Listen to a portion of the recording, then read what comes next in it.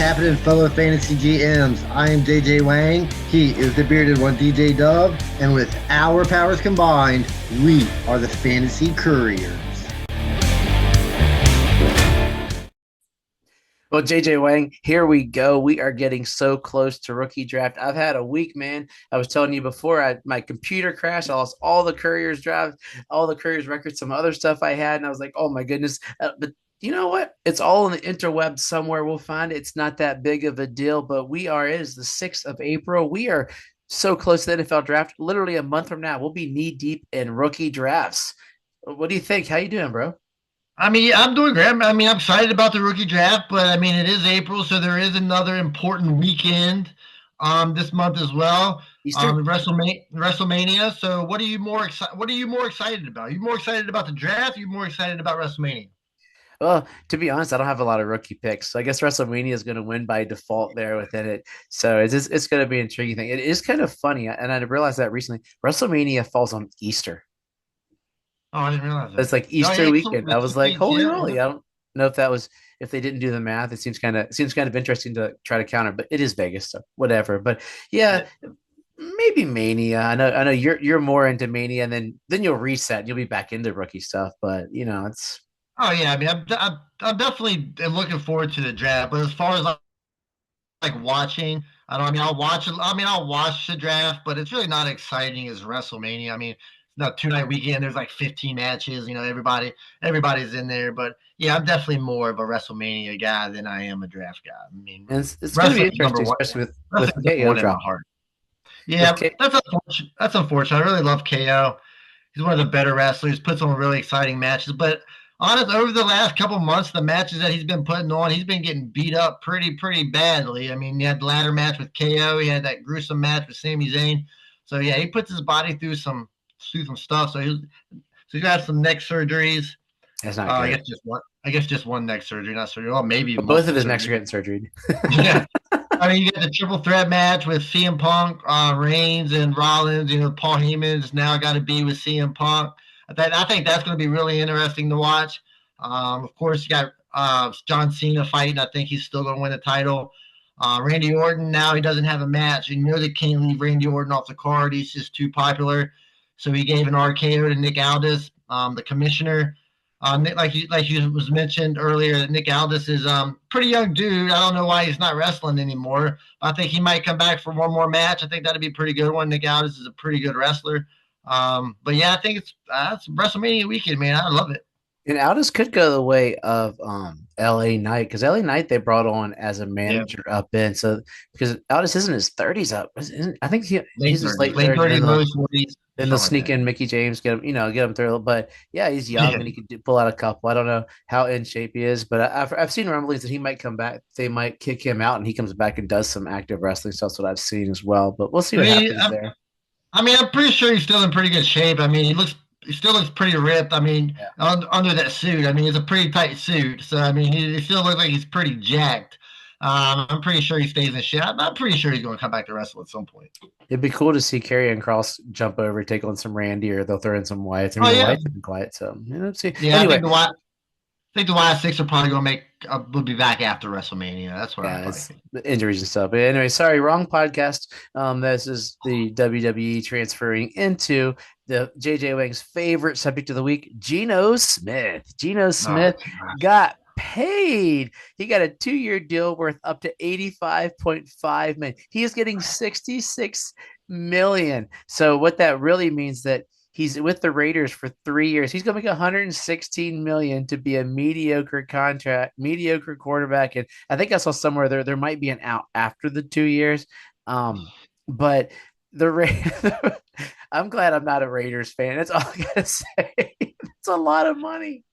Yeah, it's a lot of money. Like what, 33 million for a quarterback, which honestly, it's about But it's what the price is for an average quarterback. That's all he is average. Like I said, I still don't understand how this guy keeps. Kudos to him for getting paid. I'm never going to down the man for making his money, but I will down the man for being an average to below average quarterback. he's making more than Sam Darnold, by the way, just so you know. Well, honestly, I think he's done more over his career than Sam Darnold. So I mean, I guess he would Well, deserve at the that. same age, Sam Darnold's Well, done as yeah. much as Well, yeah. Geno Smith didn't get good till he was like 31. So, they're at the so same yeah. place. I mean, guy coming in here every week and talk crap about Geno Smith, and I'll just continue doing it because I don't think he deserves any of this. I mean, I can't grasp it, man. It's just unbelievable to think that this is still happening. And I think the Raiders are just stupid, man. I think they're going to be He's terrible. making more than Baker Mayfield. And that's doesn't make any sense, man. But good Oh, for you, Smith. You still suck. Sorry. but if you're looking to just continue mediocrity, I think Geno Smith can toe the line. So basically, I think they wanted to pay a quarterback, and they're hoping that, kind of like I had to hope with Tom Brady for my Dolphins, they're hoping that Pat Mahomes finally gets too old to play football so they can compete again. That's really what every team in the West has to do. It's pretty much wait Yeah. for the Chiefs dynasty to stop. Yeah, Geno Smith would be good enough to not let you get a good draft pick. I mean, yeah, because that's totally what you want. Your team I mean, your whole team is garbage except for Brock Bowers. So you're going to win 5-6 games, and you're not going to be able to get a top 5 pick. So you're still stupid. Hey, mediocrity though can get you a 1-year, $6.2 million contract to be a backup if your name is Trey Lance. Congratulations, Trey Lance. Yeah. He is now with. Don't even with the Chargers. It's out with the Chargers. Yeah, $6.2 million to have taken what 2 games of snaps in his career. Like that's spectacular. Congratulations. I feel like that's quite the overpay too. But congratulations to Trey Lance. I mean, you somehow managed to get $6 million.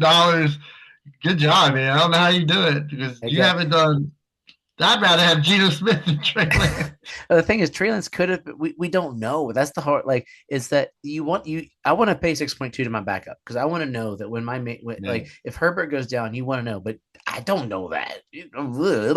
So anyway, I told you I'm going to show you. I'm going to tell you 2 trades that went down. I believe we're talking dynasty with a lot of what we're doing. That's what the Rookie Talk really is about. And I'm a believer in dynasty to keep involved. If not, you can keep the same team every year, do nothing. I like to have some fun, poo around with my team.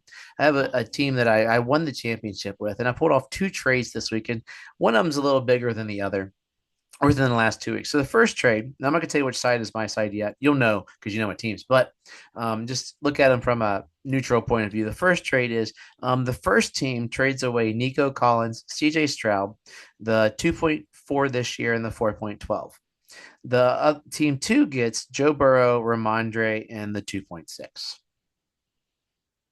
So Stroud, Collins, and 2 slots in the second round for Burrow, Stevenson, and moving back 2 spots in the second round. So really, all the other guys getting is pretty much Joe Burrow. Ramondre's a piece. I'm not super excited. So you're looking at Nico and Stroud for basically Joe Burrow. I mean, I'd probably take the Burrow side. I would love to have that top 5, quarterback that is going to be a top 5. CJ Stroud's questionable. We really don't know what you're going to get out of him. Nico Collins is really good. I like Nico Collins. But if you can swing and get a Joe Burrow, I feel like you got to swing and get a Joe Burrow. So I did. I swung. It killed me. CJ Stroud's one of my favorite human beings, and I love Nico. And the Ramondre throw was swapped out for some other things because it basically got me. I needed a. I needed.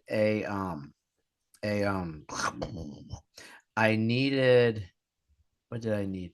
I needed a warm body backup because I basically have Bijan and Jahmyr Gibbs, and I needed a warm body, and that was a warm body available on his team. So to have him there as my third, that's where we're. I guess you can consider him still warm. Maybe we'll see. New coaches. So see, I also picked up Gibson off of waivers, so I got the entire backfield. Okay, second trade that went down. Then we'll get into rookies.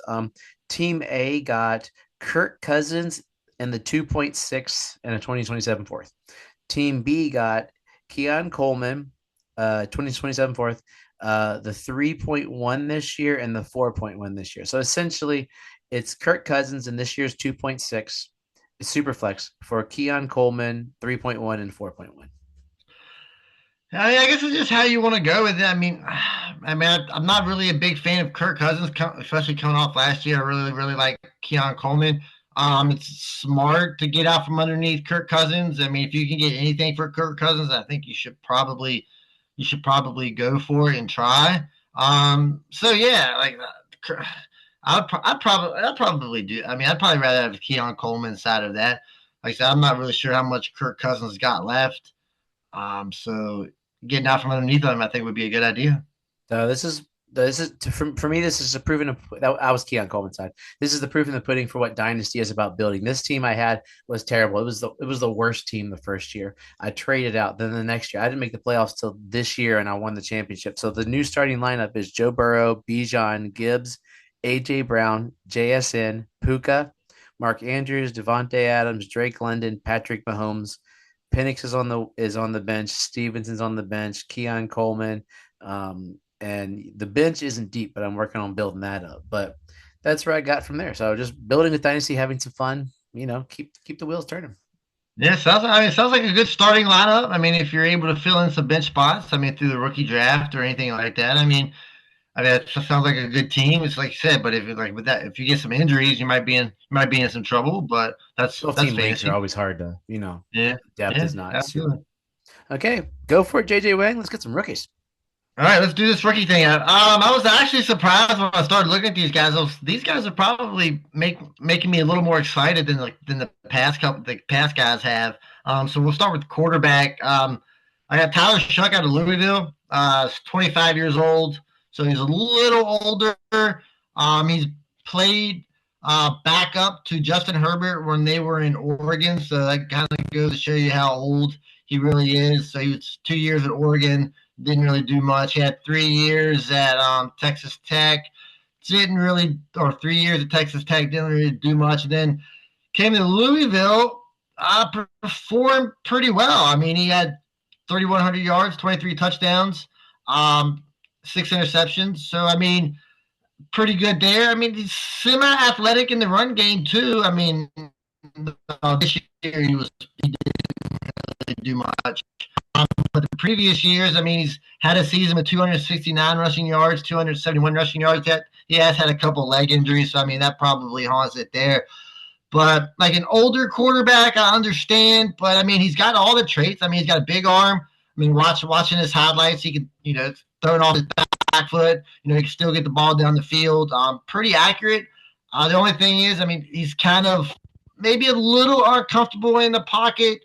We'll see how that goes. I mean, we'll take some sacks, but I mean, that's just part of the gig. What's your thoughts on a 25-year-old quarterback coming into the NFL? Dude's gonna be 26 by the end of September. And did we have this conversation last year about this some kid coming out of Washington who was old as dirt as well in Penix? You did point out it's one strong year coming in. So I mean, he smelled like. He's interesting, but he has this smell of making $6.2 million a year to be Justin Herbert's backup, kind of thing. Like, I mean, I'd take it, yeah. So, is he a guy that will draft maybe super flex in the 4th round, depending on where he falls, because he's going to need opportunity. He's not going to be a guy that you're going to see starting this year, so he's got to be a super taxi squad for somebody, unless something super magical happens, a la like Russell Wilson's. Coming out of Wisconsin, he was good, and then nobody thought he was going to be starting for Seattle that year, and boom, they just popped him in and got rid of I forget, I brain farted on the other guy's name, but who got a contract. So right situation. Yeah, was it Hasselbeck? No, Hasselbeck was it Hasselbeck? No, it was after Hasselbeck. It was Oh yeah, you're right. I got to look it up. I'll have it for you while you tell about the next guy. All right. Yeah. All right. So the next guy, I got a running back. Jarquez Hunter out of Auburn, 22 years old. He's 5'9", 204. So he's not great. He's not huge, but he does break that 200-pound mark. He was all SEC, right? So, I mean, that's a positive. I mean, you're playing in the SEC, and you're one of the better running backs in the SEC. I mean, you really can't go wrong there. So this year he had 1,200 yards, 8 touchdowns, 6.4 yards a carry. Really, really good. Last year, he had 900 yards, 5.7 yards a carry. And in 2022, he had 668. So every year, he's gotten better. So that and plus he can catch a little bit. He had 21 receptions, for 155 yards. So he's not terrible at that. So he can at least catch the ball. Uh, he can break the long runs. I mean, he does have some. He does have some big runs in his career. I think in 2021 he had a 94-yard run. So I mean, that just goes to show you can break a line, but he's not like super speedy. But he's got good contact balance. I mean, he gets hit. Doesn't go down easily. He constantly bouncing off running backs and watching everything and reading what I see. I mean, this actually could be one of my favorite late round targets coming into the draft. Being that he's from the SEC and all SEC performer, does that make you excited a little bit about this guy, or are you just kind of like he's just another one of those late running backs? I mean, a warm body in the SEC that can run over people. He hits the value of being over 200 pounds as he's going. He could be one of those guys that comes out. Like, I'm not an expert on contact balance, but I know that's a great thing to have. So, it's keeping your body up and going. But I like the size. I mean, he's not much bigger than me. He's 5'9", so he's only like this much. I'm using fingers for a podcast. I'm a genius here. But you give me a running back coming into rookie, like my draft strategy for rookie drafts, unless I see some star there, is I would always, if there's a warm-bodied running back that gets drafted, I'm willing to throw him on my team, because Isaiah Pacheco was a putz, and then within a month of after he's drafted, he's worth, people are trying to trade him for first round picks the next year. So warm bodied running backs, as I said with that last pick, I now have the 3.2, 3.1, and the 4.1. That means that I am drafting running backs that probably like this guy, or some guys later on that get drafted that are 2 layers back. So he might be going to, say he's going to Dallas, where they draft that rookie running back early, and then they got Javonte Williams there. This dude's buried, but all it takes is an ACL and an ankle injury, and boom, he's a star. So yeah, it's a strategy. Like, I like what I'm seeing and hearing about him. Yeah, absolutely. I mean, I was surprised about how good he looked. So I'm definitely interested in getting him in probably the end of the. I'll probably reach the end of the second, top of the third, just to make sure I would get him. Location. And the next guy I got Jake Batch out of TCU. What draft wouldn't be complete without a TCU wide receiver coming into the draft, right? Done. So 22 years old, 6'1", 214. I was, like I said, I was kind of impressed watching this guy play. Yeah, I mean, he kind of dominated the middle of the field. He's not like super fast. He's not like super big where he's going to play on the outside and just go over everybody. He's not going to blow people away. But he's kind of like an Adam Thielen type, where you just don't think he's going to be good, but somehow he just turns out to be good. But like I say, he dominates the middle of the field, and I think coming into the NFL, the easiest way to get on the field is being able to do something like that. So, I mean, if he's able to put him in the slot, see what he can work, like I said, I'm very interested. But does the fact that he's a TCU wide receiver, like you said earlier, does that like tweak you a little bit to maybe, I'm going to stay away from him because they all kind of suck? Yes, generally, yes. Just with size and stuff, and it looks like he's I use this site NFLDraftBuzz.com to read up on guys.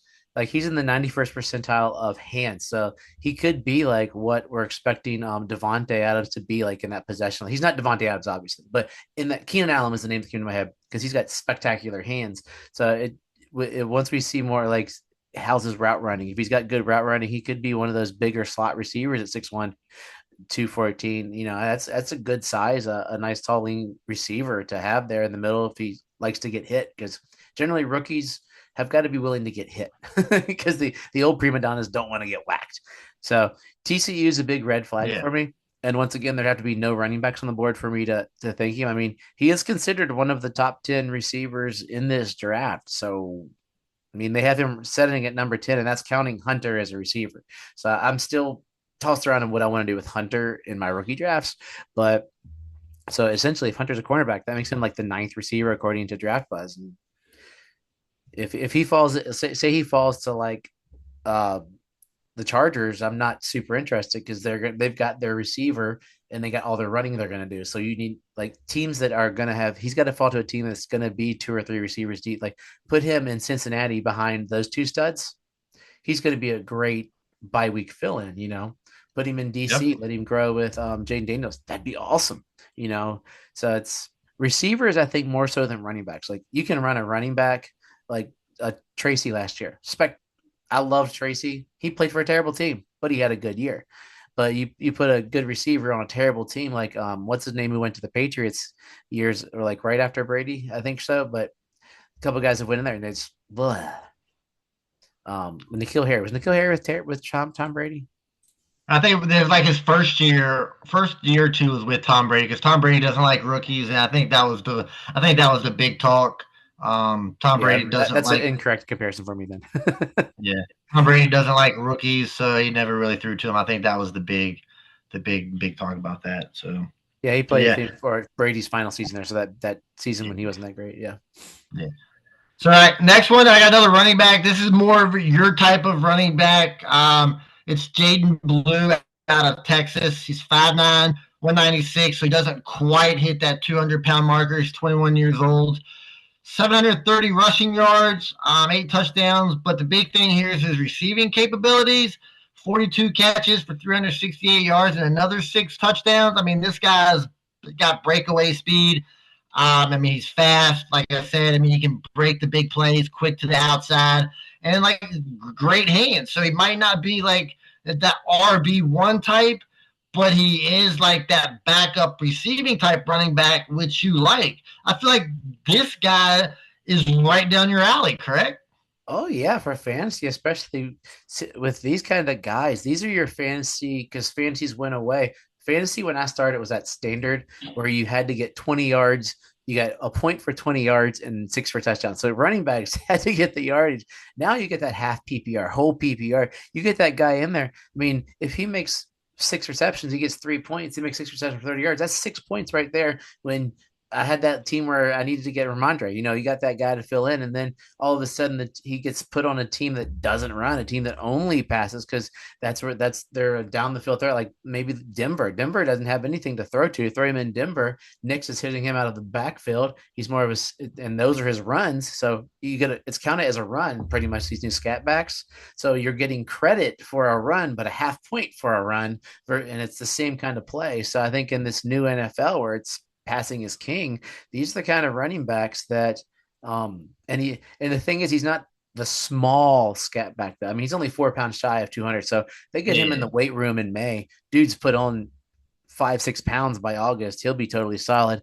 And he'll hit that 200-pound marker that we look for as a solid running back. And he's got the speed there with him. I mean, a freaking 4.38 is he looks super fast. He hits the hole quick. He's around the corner quick. When you watch him out of the backfield catching the ball, good hands, getting his feet down. Like I said, I was really impressed with this group of people that I pulled out this weekend. So might be in love with this guy. This guy might be my favorite. But he could be the 3.1, 3.2 kind of guy. Yeah. So you're welcome. Remember me. All right. Yeah, all right. I don't have any money in our one drafts. You're okay. $0. So next, I got our token tight end for the week. I got Oronde Gadsden out of Wait. What name did you say? Oronde Gadsden Jr. the second. You know why I'm so happy? Do you know who Oronde Gadsden is? I have no idea. He is a Miami Dolphins old receiver, like in the early 2000s. He was like their best receiver. That does sound familiar. Yeah. Oronde Gadsden. That's why only Dolphins people in early like. And his birthplace is Fort Lauderdale, Florida. So it's right. It's right there. I'm already drafting him. It doesn't matter if he's any good. Just so you know, everybody just let me draft him. Yeah, so he got 6'5", 236, so he's really, really tall. He probably put on a little more weight, but this guy's your typical receiving tight end. I don't see him blocking much. 2024, he had 73 catches for 934 yards, 12 yards a catch, 7 touchdowns. So big numbers there, especially for Syracuse. 2023 got injured. 2022, another big year. He had 61 catches for 969 yards. So big play potential as far as receiving goes. But it's like I say every week, these receiving tight ends are really, really hit or miss. I mean, you're going to have to be able to find a way to be a blocker in today's NFL. But watching him play, I mean, big, athletic, and fast. I mean, in today's NFL, I mean, recipe for success, you would think, correct? Yeah, I think, but it's hard with rookie. I love my tight ends, and I Yeah, want to yeah, draft yeah. this guy just because I loved his dad. But it's with him being ranked so low, this might be the most talk he gets on any podcast not located in Syracuse, New York, or Miami, Florida. So I mean, I can keep talking about him. I love he's like the size and he seems like that Aaron Hernandez type receiver Yeah, without the yeah, yeah. without the murder. But That we know of. no. So you never know. Nobody thought. I didn't know. I didn't know he was a murderer either. So we'll see. yeah. When I drafted him, I was like, "Oh, look, he."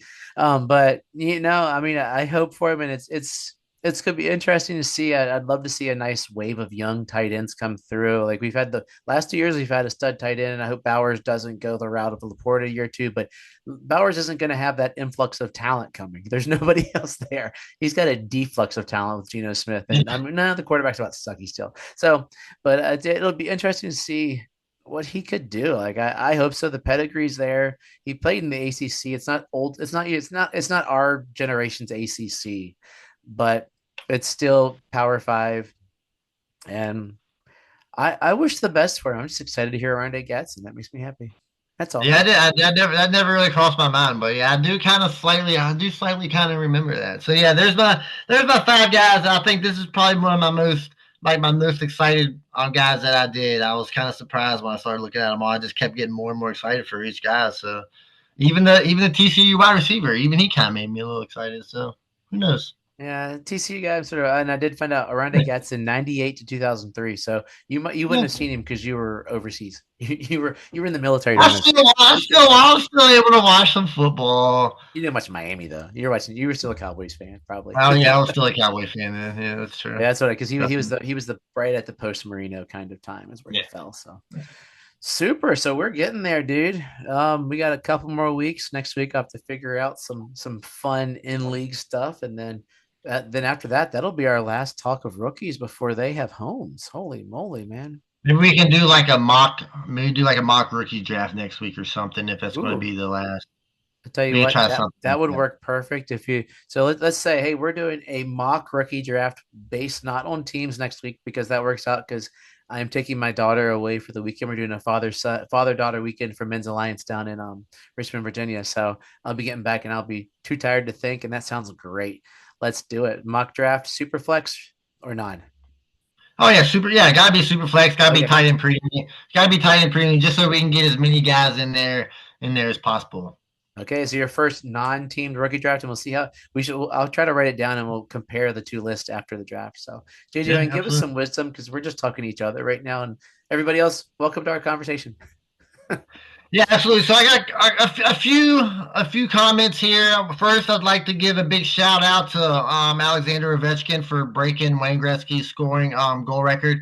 Really didn't think that was going to be possible ever, but the longer Ovechkin played, he just kept scoring. He kept scoring. I'm like, I think it's absolutely amazing. I'm not really a Capitals fan, but I do like to see this kind of stuff happen. So shout out to him. I'll probably say this, like I said about Gretzky, I can't imagine this being broken. I mean, it's just an insane amount of goals for an insane amount of years. I mean, I feel like he's been playing for 20 years. It's absolutely insane. He's pretty much been relatively healthy. You got any? Were you a fan of Alexander? I don't know how much you even watch hockey. I don't watch a lot of hockey. I know Ovi's really good. It's one of those things that he's really good. But I've been to one hockey game, and our buddy, I went with our buddy Rube, and we left in like the third period because we wanted to beat traffic of a Caps game. Apparently, it was like the best game of that year. They went to like double overtime or so. I don't even know. I appreciate hockey because I believe hockey and soccer, like they're so athletic people, but I just can't get into the games. So I appreciate the athleticism of that because you got to skate, you got to get hit, you got to balance the puck, you've got to hold a stick all on ice. The athletic prowess of a hockey player to me is amazing. And it's absolutely, I think it's kind of crazy. So hockey, of course, hockey's, I think 60 minutes, 3 20-minute quarters, but like some of your top guys only end up playing like 18 minutes a game. So I mean, I feel like I thought that was kind of crazy that 60-minute Didn't even game know and that.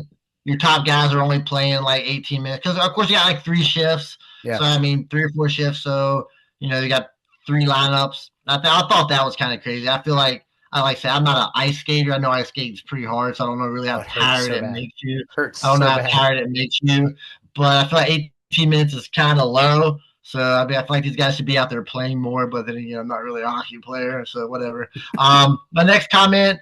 This was the build off last week. I finally had to give a coach a red card this week in soccer. It was absolutely insane. It was a 12U rec game. I mean, it absolutely does not matter about anything. Travel. Not even travel. It was just a rec game. This guy's usually I mean, this is a very excited guy, but he's usually never negative. But things weren't going his way. He starts attacking one of my young ARs. I wasn't taking it. Then he started kind of attacking me. Wasn't taking it, so I had to give him a yellow card. And then about 5-6 minutes left in the game, he's just started talking some more stuff, and I was like, I had to pull out the red card. I'm not going to lie.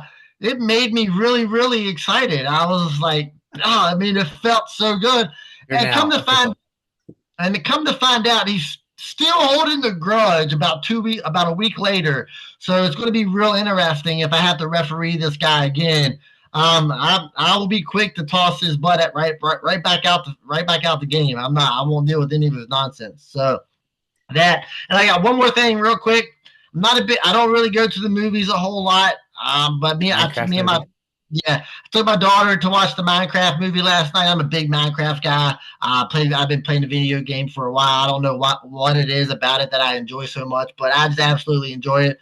I thought the movie was really, really good. Wasn't getting very good reviews, which I don't really understand because I feel like the people that like Minecraft, which by the way, the second biggest selling video game of all time, right behind Tetris. It's right behind Tetris. So the amount of people that play this game, if you play Minecraft, I don't know how you're not able to enjoy this movie. And the people that don't play obviously aren't going to really enjoy it because they don't understand it. So the people writing the reviews are probably the dumb. I was going to say I wanted to curse, but I'll hold back. They're probably the dumb butts that don't play Minecraft. So if you're going to review a movie, at least review it on a scale. It's kind of like Adam Sandler movies. Adam Sandler movies always get rated really, really bad. Well, at least earlier in his career.